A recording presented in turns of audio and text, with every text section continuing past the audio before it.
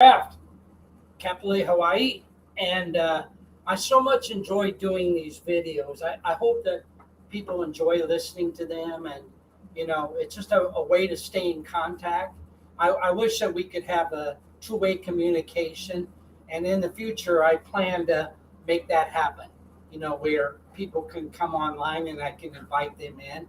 So that would be really great. But at this moment, I'm just learning the software. In fact, I just finished. It took me about 3 or 4 hours to put up the video studio desk, and it was not easy to do. Nowadays when you buy furniture, they don't put it together unless they charge you a whole lot of money, usually more than what you paid for the furniture. So I had to put it all together, and it was not fun and not easy, but I got it set up. Unfortunately, I took a photo and I uploaded it to my Facebook. So go to my Facebook page and you can see the photo. But I'm still going to put things on it, like another monitor and sound equipment, things like that. But the most important thing was I got the desk up. And so I put it up, and I've got 4 different locations in my place that I can put it at. And right now it's just getting it up and then seeing how I want to move things around. I've got a spare bedroom that I can put it in and make it into a dedicated studio. I've got another bedroom that has really good lighting that I could also do the same thing, kind of half sleeping, half studio. I've got an area where I put it right now, which is kind of, you can use it as an office area. Guests can come over and use it, so that's always good. And then I got right where you're seeing the camera right now, I could put it right there. A lot of different choices, but I'm happy I got it up because I like the style of it, and I can use 2 different cameras in the future. So, make it a little more professional. Like, for example, I could have a camera right there shooting this way, something like that. And so those are all good things. And I'm learning the software now because I wanted to show you the photo so you could see the photo and you could say, oh, this is the studio desk. But unfortunately, the only advice I have at this very moment is go onto my Facebook and Pastor Bob Kraft and take a look at the photo, okay? Because I was trying to figure out the software, and I used the software about a year ago quite a lot, so I was familiar with it, but now I haven't used it for a while, and I've forgotten how to do certain things on the software. So that's really great, and I hope you enjoy it. This is my comfortable way of doing a podcast. This is where I live, so you can see how it's set up. And then right over there is the studio desk area right there. But again, I can't show it to you at this moment. If I turn the camera and then I have to readjust the camera, don't want to do that. I might toward the end, but I wanted to kind of talk to you a little bit about travel. It's a way for us to get to know each other, and I really want to set it up where I have I have communication with people. Like right now, I think you can make a comment and it will show up on my I'll be able to read your comments, perhaps. I'm not really sure how this is all going to work, but you can try it.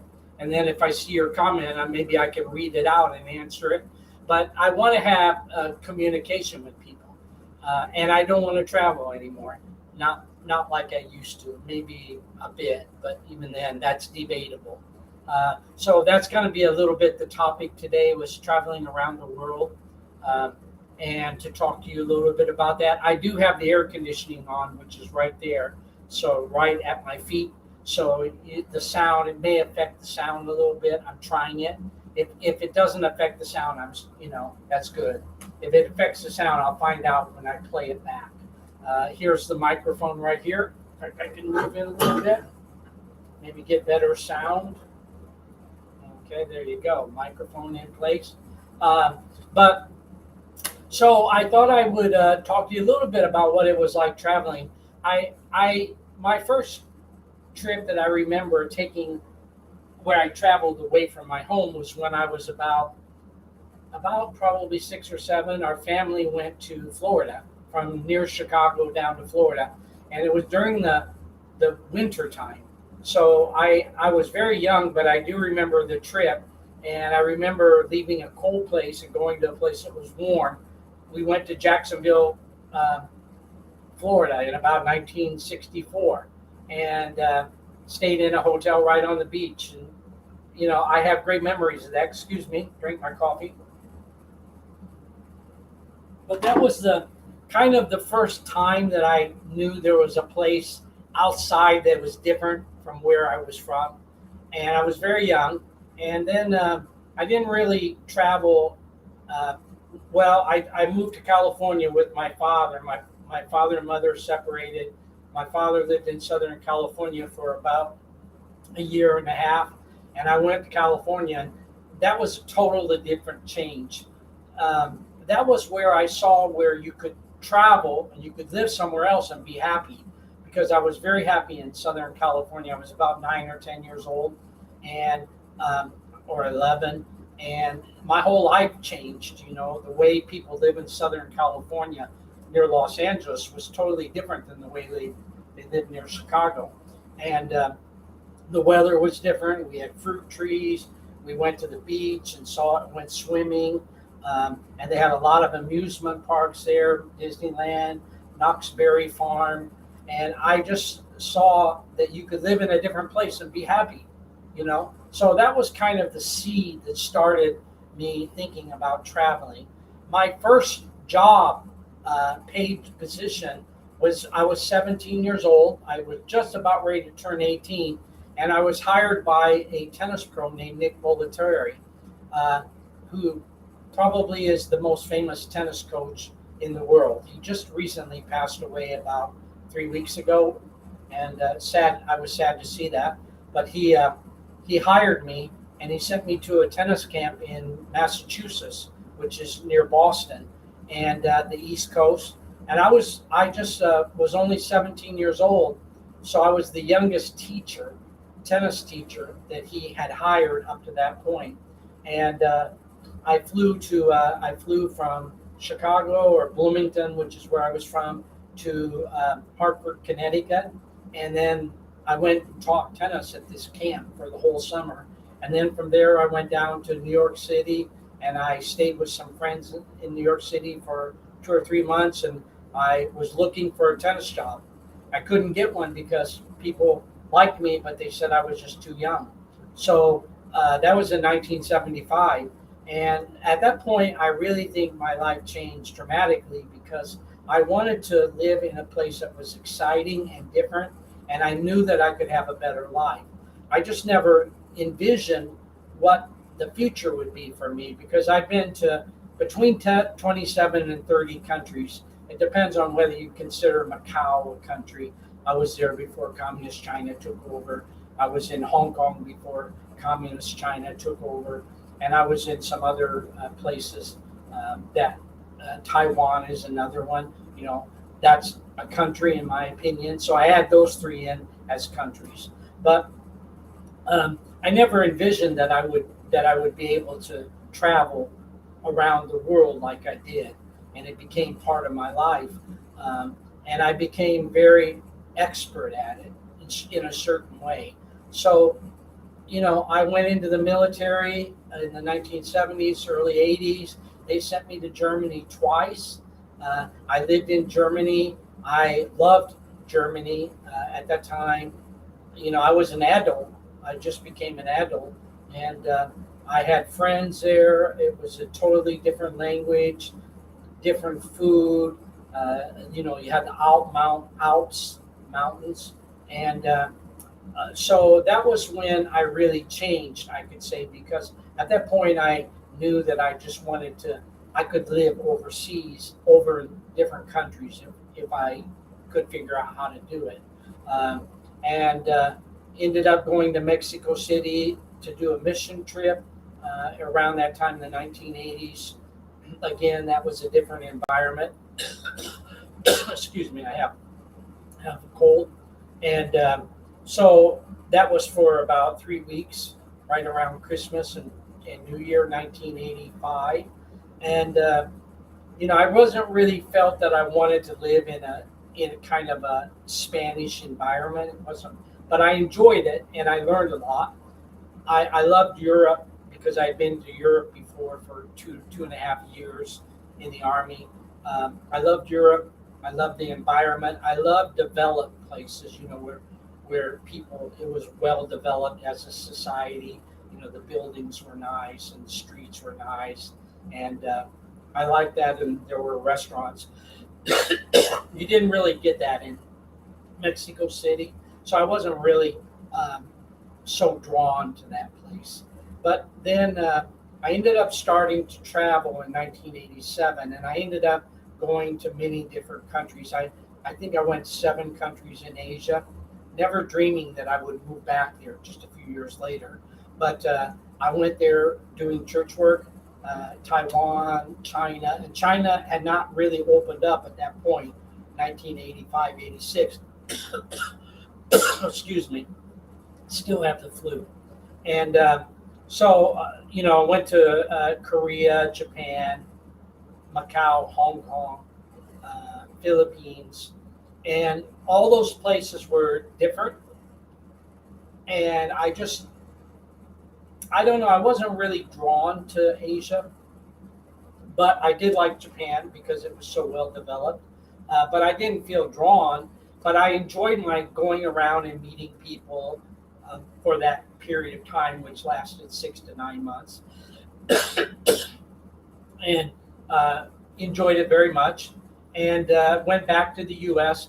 and had a opportunity. I received a phone call, did quite well in my business, and I owned my own business and did well in it. And then I wanted to go back overseas, and I wasn't really sure where or how I was going to do it. But I received a phone call from a friend of mine who said, we can send you to China.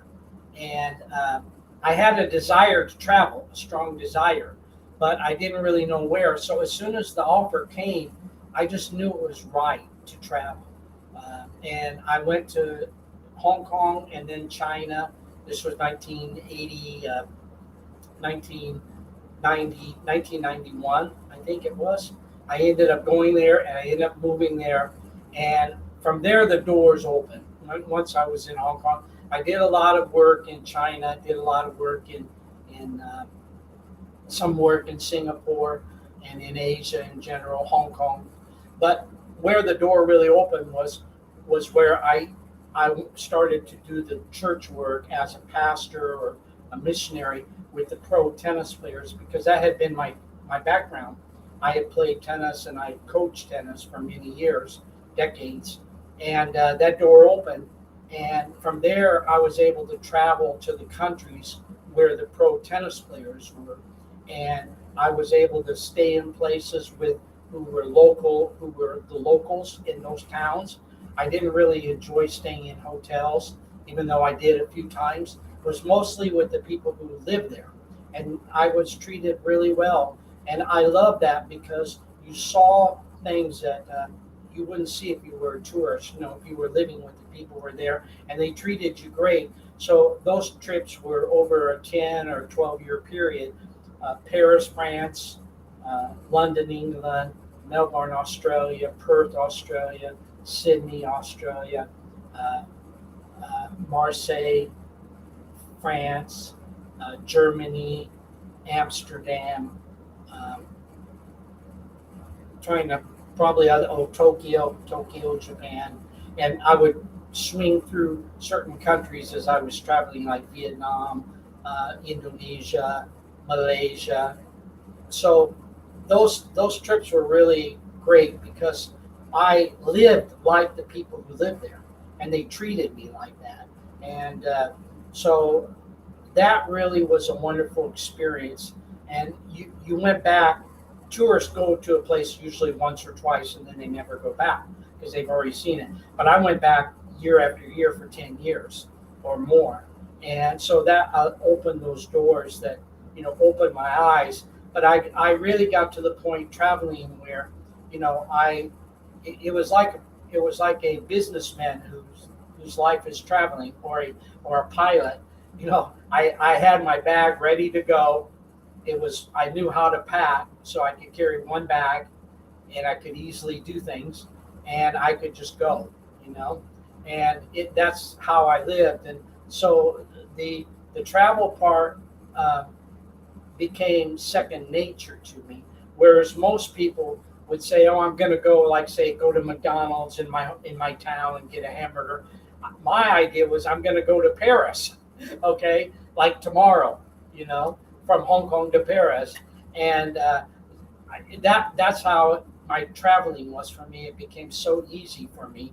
And of course, there were family. I talked to my family about it. And I wasn't gone for long periods of time. I'd be gone for a short period, and I'd come back, and then it was total family. So that worked out fine. But it also brought some difficulties too, Would I change anything? No, to be honest with you. But the traveling part, I got to the point where I was a little bit tired of traveling after doing that for so many years, 10 or 12 years. I got tired of it because I was going to the same places, and I would see the same people pretty much and be introduced to new people. But I remember the last year that I was traveling, that was probably 2011, Singapore, Shanghai, Tokyo, and Beijing.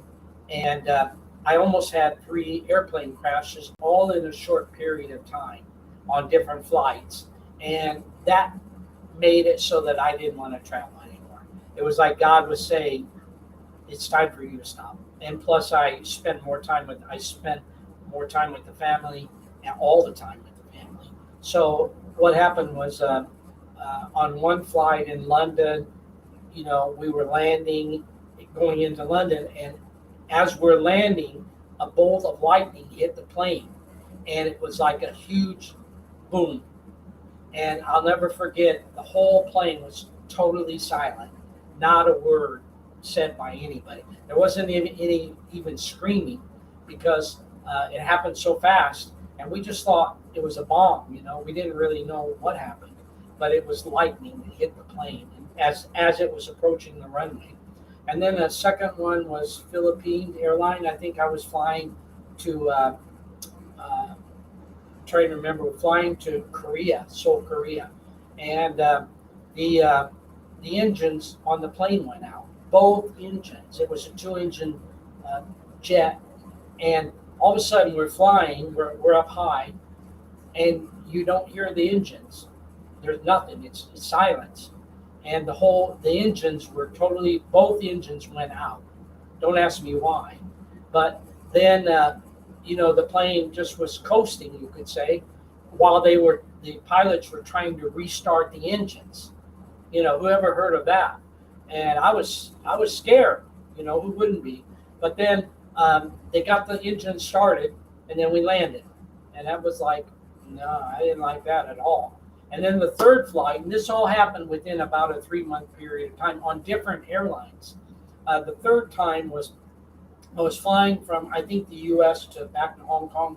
I can't remember where I left from, but I flew on Taiwan Airlines because I wanted to go through Taipei, and there was a typhoon that struck Hong Kong on the day I was to land, because I was flying through Taiwan and then going to change planes.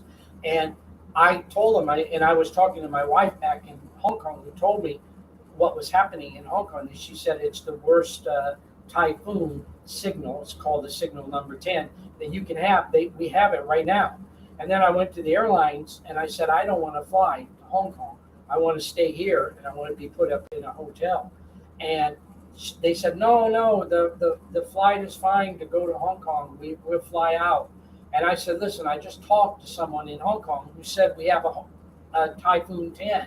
And they denied it. This was the airline, because I kind of figured out, well, the airlines try to make money. They don't want to cancel flights, And they were like denying that there was a Typhoon 10. And I knew for a fact there was.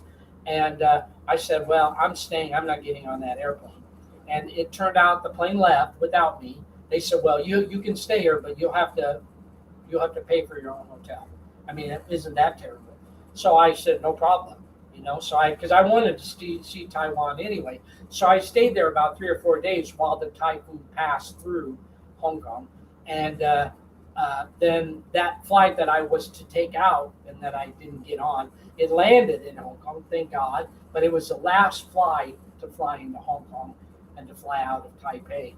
So, I learned a lesson there about flying, that you have to take care of yourself. Don't rely on the airlines to take care of you. And so those were 3 experiences. And from that point on, I really didn't want to travel anymore. I kind of did traveling to the U.S. back and forth. The last 4 years, I went back and forth Hong Kong to U.S. because I had personal things that I was taking care of in Hawaii and also in the mainland. And I would fly into Los Angeles, probably Chicago, if I remember right. But the flights, flying over the North Pole, just some things that were really special for me. I flew over the North Pole and the pilot came on and said, we're over the North Pole. We were flying from New York to Hong Kong, and they fly up over the Arctic Circle. And that was really special. I looked down, and it was, I don't remember what month it was, but probably September, maybe October. But you expect to see ice, but actually it was just water. So it told me that there were a lot of problems with the climate. The second one would be flying along the Himalayan mountains, where the tallest mountain in the world is located. And we'd fly I'd fly from Hong Kong to London, and we'd fly along the mountain range, not going over the mountains because the mountains are too tall, but you fly along the mountain range over the Gobi Desert, and you can see the mountains right there with snow on them. That was really great. I also had similar experience when I flew into India. We flew up to northern India, and we flew along the mountains, the base of the Mount Everest. What a wonderful experience. Not all things were positive. I was caught in the tsunami of 2004 in Sri Lanka, and I flew down on Christmas. I flew on Christmas Day or Christmas Eve, if I remember right. Christmas Day, can't remember the exact day, but we flew in, and then I was going to stay in a hotel on the beach with my family, but we canceled the plan. And I ended up staying away from the beach with a lawyer friend. And we woke up in the morning. I arrived just that night before, and the tsunami had hit and killed those hundreds of thousands of people in Asia. And we didn't even know what had happened. And when I flew back to Hong Kong about a week later, I was doing some tennis clinics there. When I flew back a week later, the plane that I was on was about 75% empty. So all the people who had planned to fly back with had been killed, and they weren't on the plane. The seats were empty. So that was a real experience. And there's, traveling has been great. I at this stage of my life, I've really enjoyed it a lot. And I've got opportunities. I've had people in Poland who've said, come to Poland and visit, do church work here with us, either come and speak or participate in conferences. I miss my family in Germany because I have cousins in Germany. I'd love to go back there. But when I add up all the other times that I traveled, I really don't want to do that anymore. And especially when you combine it with kind of what happened, the negative things that happened. I was in Seoul, Korea, when the COVID-19 virus struck, and I was in the airport. I ended up staying in the airport 3 or 4 days because I wanted to actually recover jet lag. I didn't want to go right back to Hong Kong, so I said I'm going to stay just in the airport. They have really comfortable places to stay. And it was that day that they made an announcement, we have one case of some virus in Korea. And I was surrounded by people who were traveling from China. They were speaking Mandarin. And that's a normal transit point for people from China outside of, when they're traveling outside of China. And I kind of knew enough about viruses to know how dangerous it was because we'd had those in Hong Kong in the past. But I didn't realize what exactly it was going to be what it turned into, which we all know all over the world now. But that was like I would sleep on a sofa right next to the recliner bed, right next to people from China, and I knew that was not a good thing, because I knew had later came out that had probably come from China, and again, people were traveling and they just had no problem with it at all. But the governments knew about the virus, and I got on the plane. I ended up coming back to Hong Kong. And then all that hit, around the world. So traveling has been a great experience. I've been in between 27 and 30 countries, depends on how you want to add it up, but I would say 30. And I would like to travel more. There are places that I missed, like Norway. I'd love to go to Norway. But when I look at my life and all that I did, I'm satisfied. I'm satisfied with how I've lived my life.